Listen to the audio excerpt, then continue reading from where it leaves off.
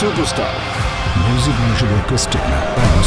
আবারও নতুন চমক নিয়ে হাজির হচ্ছেন ঢাকাই সিনেমার সুপারস্টার শাকিব খান।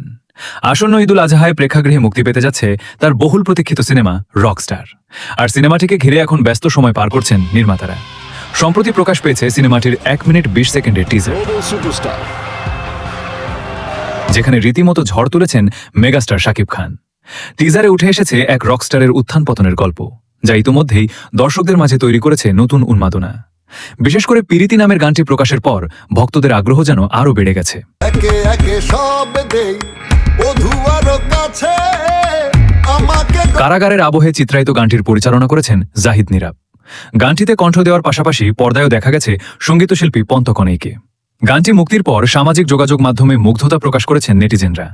গানের কথা, সুর, সঙ্গীতায়োজন এবং শাকিব খানের অভিনয়ের প্রশংসা করছেন অনেকেই।